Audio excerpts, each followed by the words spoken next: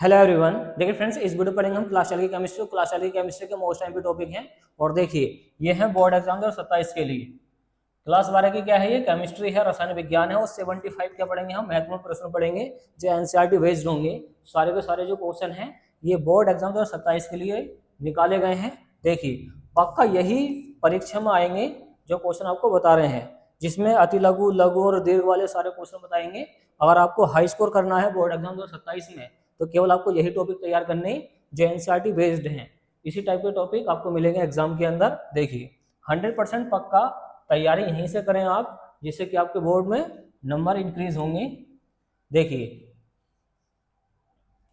महत्वपूर्ण प्रश्न या टॉपिक है 2027 के लिए। और देखिए पहला टॉपिक क्या है, और सारे टॉपिक क्या हैं, मोस्ट आईएमपी हैं, वेरी वेरी आईएमपी हैं। देखिए पहला टॉपिक क्या है कि मोलरता को तैयार करना है। मोललता, मोलंस, ये तीनों ही टॉपिक बार बार रिपीट हुए एग्जाम में। देखिए 16, 17, 18, 19, 22, 23, 24, 25, 26 इन सारे डेट को ये एग्जाम में आ चुके हैं। किसी ना किसी पेपर कोड में आपको पक्का मिल जाएंगे सारे के सारे क्वेश्चन। देखिए मोलरता क्या होती है, आपने पढ़ा होगा, ये पढ़ेंगे आप। अगर इंटर में आ गए हैं तो आपने ये टॉपिक जरूर पढ़ा होगा। इसमें यह था किसी विलेन के 1 लीटर में उपस्थित विलेय के मोलों की संख्या को, अगर विलेय के मोल हैं अगर 1 लीटर में है तो वो क्या है, मोलरता है। और मोलरता में क्या बताया था आपको याद होगा, या फिर आप इसमें पढ़ेंगे इसकी मोलरता वाली डेफिनेशन में। अगर विलेन के 1 किलोग्राम में घुलित जो विलेय के मोल होते हैं, ओके, वो क्या होती है उसकी मोललता। इसमें किलोग्राम चलता है, इसमें लीटर चलता है, इतना अंतर है। वैसी मोलंस है। देखिए तो ये टॉपिक आपको तैयार करना है, मोलरता, मोललता, मोलंस किसे कहते हैं, बहुत आता है एग्जाम में। चलिए दूसरा टॉपिक है राउल्ट का नियम और इसकी सीमाएं। ये भी मोस्ट टाइम पे। देखिए ये जितनी डेट को आ चुका है एग्जाम में वो डेट हमने लिख दी है इसके अंदर, और ये हर साल के साल किसी न किसी पेपर कोड में पक्के आते हैं सारे के सारे जो क्वेश्चन हैं जो आपको बता रहे हैं। राल्ट के नियम में आप पढ़ेंगे कि राल्ट के नियम के अनुसार किसी विलेन का जो वाष्प दाब का अपेक्षित अवनमन होता है, राल्ट के नियम के अनुसार किसी भी वाष्प दाब का जो अपेक्षित अवनमन होता है वो मोल प्रभास के बराबर होता है, जो उसका मोल प्रभास होता है। तो आप पढ़ेंगे मोल प्रभास क्या होता है, विलेय क्या होता है, विलायक क्या होता है, मोल क्या होते हैं, ये सब टॉपिक आप इस चैप्टर के अंदर पढ़ेंगे। और ये जो टॉपिक है राल्ट के नियम, ये बहुत आता है एग्जाम में, इसको 100% तैयार करके जरूर जाएं। ओके, तीसरा क्वेश्चन क्या है, हेनरी का नियम। देखिए हेनरी का नियम भी हर साल के साल रिपीट हुआ है, ये भी बहुत आता है एग्जाम में। और हेनरी का नियम भी बहुत अच्छा क्या है टॉपिक है, पढ़ के जाना इसको अच्छी तरीके से। क्वेश्चन नंबर 4 क्या है कि परासरण दाब क्या होता है। देखिए परासरण दाब ये जो दाब है, प्रेशर है, उस पर आधारित है, पास्कल पे पढ़ लेना इसको। 5वां क्या है, परासरण दाब और विसरण में अंतर बताना है। इनमें अंतर भी काफी बार पूछा गया, देख सकते हैं एग्जाम में कितनी बार आ चुका है। क्वेश्चन नंबर 6 क्या है कि क्वथनांक का उन्नयन क्या होता है। देखिए क्वथनांक का उन्नयन, क्वथनांक का अवनमन, ये दोनों ही टॉपिक क्या है, वेरी वेरी आईएमपी हैं, दोनों को पढ़ते जाना अच्छी तरीके से। 7वां टॉपिक आपको तैयार करना है कि हिमांक का अवनमन। जो हिमांक का अवनमन होता है, देखिए हिमांक होता है जमना, अवनमन उसमें कमी कितनी आई है उसकी फ्रीजिंग पॉइंट में। तो ये भी टॉपिक अच्छा है, पढ़ के जरूर जाना है, मोस्ट आईएमपी है। अगला है मोलर उन्नयन स्थिरांक और मोलल उन्नयन स्थिरांक। देखिए मोलर उन्नयन स्थिरांक और मोलल थोड़ा सा अंतर है, पढ़ लेना। ये मोलर है, ये मोलल है, इनके स्थिरांक के बारे में पढ़ना, इसकी डेफिनेशन क्या है, इसका फॉर्मूला क्या है, और इसका जो फॉर्मूला है इस पर न्यूमेरिकल बहुत आता है एग्जाम में। ये तीनों टॉपिक तैयार करने हैं। नेक्स्ट वाला टॉपिक है मोलल अवनमन स्थिरांक क्या होता है। ये भी क्या है, वेरी वेरी आईएमपी है, मोस्ट आईएमपी एग्जाम के लिए जो मोलल अवनमन स्थिरांक है। 11वां है कि सेलों का विद्युत वाहक बल क्या होता है। तो सेलों का विद्युत वाहक बल बहुत आता है एग्जाम में, कैसे न कैसे पेपर कोड में या किसी न किसी पेपर में पक्का आ जाता। चलिए 12वां टॉपिक आपको तैयार करना है कि फैराडे का वैद्युत अपघटन के नियम। देखिए फैराडे के वैद्युत अपघटन के नियम हर साल के साल रिपीट हुए एग्जाम में। और ये विद्युत अपघटन के जो नियम है ये 2 हैं, पढ़ लेना, 2 नियम है विद्युत अपघटन के नियम, मोस्ट आईएमपी हैं। ओके, वेरी वेरी आईएमपी हैं दोनों के दोनों नियम। अगला है मोलर चालकता, तुल्यांक चालकता के बारे में पढ़ना। ये भी टॉपिक बहुत आता है एग्जाम में। मोलर चालकता किसे कहते हैं, मोलर, हाँ मोलर चालकता और तुल्यांक चालकता क्या होती है, पढ़ लेना इसको, अच्छा क्वेश्चन। अगला टॉपिक है कोलराउस का नियम। देखिए कोलराउस का नियम भी बहुत आता है एग्जाम में, पढ़िए इसको ध्यान से और समझना इसको अच्छी तरीके से।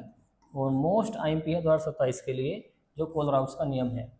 ओके, नेक्स्ट वाला टॉपिक है कि इलेक्ट्रोड विभव क्या होता है, मानक इलेक्ट्रोड विभव क्या होता है, मानक हाइड्रोजन इलेक्ट्रोड विभव क्या होता है। तीनों ही टॉपिक पढ़ना। इलेक्ट्रोड विभव क्या होता है और मानक इलेक्ट्रोड विभव ये 25 डिग्री सेल्सियस पे काम करता है। और मानक हाइड्रोजन विभव जो होता है इसका डायग्राम बनाकर इसको समझ लेना अच्छे से। देखिए हर साल के साल एग्जाम में पूछे गए ये। अगला टॉपिक है वैद्युत रासायनिक श्रेणी लक्षण। और जो वैद्युत रासायनिक श्रेणी है ये भी बहुत आता है एग्जाम में। वैद्युत रासायनिक श्रेणी को भी हर साल के साल पूछे गया किसी न किसी पेपर कोड के अंदर। क्वेश्चन नंबर 17 है नष्ट। देखिए नष्ट समीकरण क्या होती है, बीएससी में भी आपको मिलेगी। ये समीकरण है मोस्ट इंपोर्टेंट एग्जाम के लिए, इस पर बेस्ड न्यूमेरिकल भी आते हैं। ओके चलिए अगला टॉपिक है कि सेल का नियतांक। जो सेल का नियतांक होता है वो कैसे निकलता है इसको पढ़ना है। अगला है अभिक्रिया का वेग और दर। ये अभिक्रिया वेग और दर तो बार बार रिपीट हुआ है, किसी न किसी पेपर कोड के अंदर पक्का आ जाता है ये भी। अगला टॉपिक आपका देखिए अभिक्रिया का वेग स्थिरांक या वेग का नियम क्या होता है, तो भी इसको भी अच्छा पढ़ना, अच्छी तरीके से पढ़ना। अगला टॉपिक क्या है आणविकता और कोटि में अंतर क्या होता है। तो आणविकता किसे कहते हैं, कोटि से किसे कहते हैं, ये भी टॉपिक बार बार रिपीट हुआ एग्जाम में। अच्छा टॉपिक है, पढ़ना इसको अच्छे से।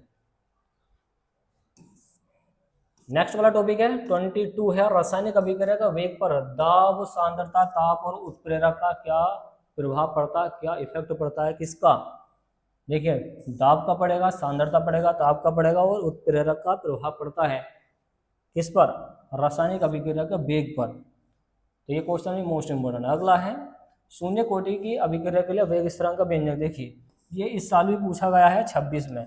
ओके ये हमारे वाले पेपर कोड में आया था, हमारे वाले एरिया में, मुरादाबाद वाले एरिया में ये पेपर कोड में आ चुका है इसी साल।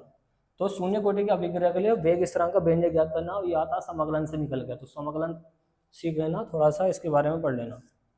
अगला है प्रथम कोटि की अभिक्रिया के लिए वेग स्थिरांक का व्यंजक। तो प्रथम कोटि की अभिक्रिया के लिए पूछा था ये वाला क्वेश्चन, 5 नंबर में आया था ये। ओके पढ़ लेना इसको अच्छे से। अगला है संक्रमण तत्व परिभाषा और लक्षण बताओ। देखिए संक्रमण तत्व क्या होता है, डी ब्लॉक एलिमेंट्स के बारे में पढ़ना अच्छी तरीके से, ये क्वेश्चन बहुत आता है।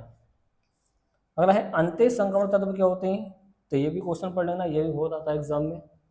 ओके चलिए 27 है लेंथेनाइड और लेंथेनाइड आकुंचन क्या होता है। देखिए लेंथेनाइड और एक्टिनाइड क्या होते हैं, ये टॉपिक अच्छे से पढ़ के जानिए, एक्टिनाइड और लेंथेनाइड वाले। और आकुंचन पढ़ लेना। एक्टिनाइड देखिए नीचे भी रखा है, एक्टिनाइड आकुंचन क्या होता है और लेंथेनाइड आकुंचन क्या होता है। अच्छा टॉपिक है, पढ़ना इसको। अगला है उपसह संयोजक यौगिक, संकुल यौगिक और संकर यौगिक क्या होते हैं। तो ये सब यौगिकों के बारे में पढ़ना है। उपसह संयोजक यौगिक क्या होता है, संकुल यौगिक क्या होता है और संकर यौगिक क्या होता है। अच्छा टॉपिक है, पढ़ना इसको। देखिए वर्णन का सिद्धांत भी बहुत आता है एग्जाम में, पढ़ लेना इसको। वर्णन का सिद्धांत भी काफी बार पूछा गया। क्रिस्टल क्षेत्र सिद्धांत क्या होता है, सीएफटी के बारे में पूछा गया। ओके ये भी काफी आता है एग्जाम में। अगला टॉपिक है कि उपसह संयोजक संख्या होती है। देखिए उपसह संयोजक संख्या का ऑक्सीकरण संख्या मालूम करता है। ओके जिससे एक आईयूपीएसी भी आती है इसमें, उपसह संयोजक यौगिकों में से आईयूपीएसी मालूम करता है 5 नंबर की, 5 कंपाउंड देता है इसको। हेलो एल्केन हेलो एल्केन बनाने की विधि क्या है, हेलो एल्केन क्या होता है, इसको बनाने की विधि क्या है, इसके बारे में पढ़ना अच्छे से। अगला टॉपिक है क्लोरोफॉर्म बनाने की प्रयोगशाला विधि। देखिए क्लोरोफॉर्म क्या होता है, CHCl3 तो CHCl3 के बारे में पढ़ना अच्छे तरीके से। क्लोरोफॉर्म बहुत आता है एग्जाम में, ये वही है क्लोरोफॉर्म जो मूवी के अंदर एक बोले थे क्या होता है वो रुमाल वगैरह उस पर सुंघा के उसको बेहोश करके लेकर चले आते थे, बेहोश करने के काम में आता है। क्लोरोबेंजीन बनाने की प्रयोगशाला विधि बहुत आती है, क्लोरोबेंजीन को पढ़ लेना चित्र सहित, चित्र बनाना इसको और कर लेना इसको तैयार। अगला टॉपिक है कि अल्कोहल किसे कहते हैं, अल्कोहल का वर्गीकरण कीजिए। देखिए अल्कोहल के बारे में पढ़ना है। प्राथमिक अल्कोहल देखिए नीचे की तरफ है, प्राथमिक अल्कोहल किसे कहते हैं, द्वितीयक अल्कोहल किसे कहते हैं, तृतीयक अल्कोहल किसे कहते हैं, पूरे वर्गीकरण में इसमें आ चुका है। तो जो ऊपर वाला क्वेश्चन है वो इसके अंदर मिक्स कर सकते हैं, एक ही क्वेश्चन है, इसका वर्गीकरण करना अच्छी तरीके से। ओके पढ़ लेना इसको अच्छे से। अगला टॉपिक क्या है, एथिल अल्कोहल बनाने की विधि, गुण और उपयोग बताइए। एथिल अल्कोहल कैसे बनता है ये पढ़ना अच्छे से। अगला है डाई एथिल ईथर बनाने की गुण, डाई एथिल ईथर बनाने की विधि क्या है, गुण क्या है, इसका उपयोग क्या है, यह भी क्या है सचित्र वर्णन करना डाई एथिल ईथर का। ये क्वेश्चन भी बार बार रिपीट हुआ है। अगला है फिनोल बनाने की विधि क्या है, जो फिनोल है वो किस तरीके से प्राप्त हो जाता है, इसको पढ़ना अच्छे से। अगला टॉपिक है एसिटिक अम्ल बनाने की प्रयोगशाला विधि क्या होती है। तो एसिटिक अम्ल कैसे बन जाता है, औद्योगिक विधि इसकी बतानी है, समझानी है, अच्छी तरह से पढ़ के जानी है। ओके, एसिटिक अम्ल को बनाने की प्रयोगशाला जो विधि है। अगला है सिमिट अभिक्रिया क्या होती है। सिमिट अभिक्रिया बहुत आती है एग्जाम के अंदर। तो सिमिट अभिक्रिया है, कार्बोलैमिन अभिक्रिया है और बूटेस्फिटिक अभिक्रिया, इस टाइप की अभिक्रियाएं बहुत आती हैं एग्जाम में।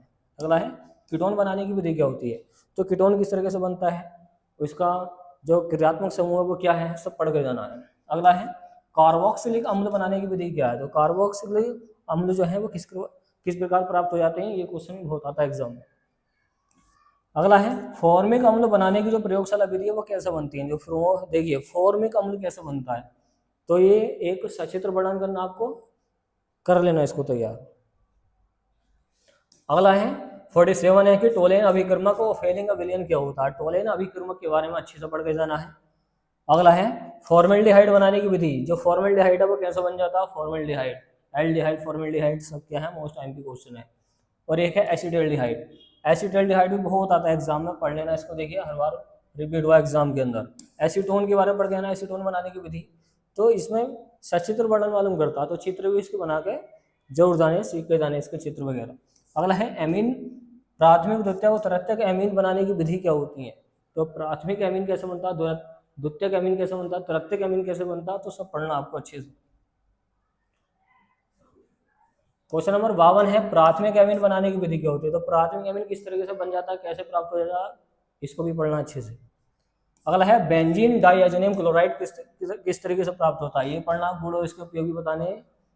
अगला है कार्बोहाइड्रेट का प्रकार। कार्बोहाइड्रेट क्या होता है, इसके प्रकार क्या है, ओके, ये पढ़ के जाना। कार्बोहाइड्रेट किस काम में आता है, ये हमें ऊर्जा प्रदान करता है जो कार्बोहाइड्रेट होता है। ग्लूकोज बनाने की विधि और संरचना सूत्र। तो ग्लूकोज का सूत्र आपने पढ़ा होगा C6H12O6।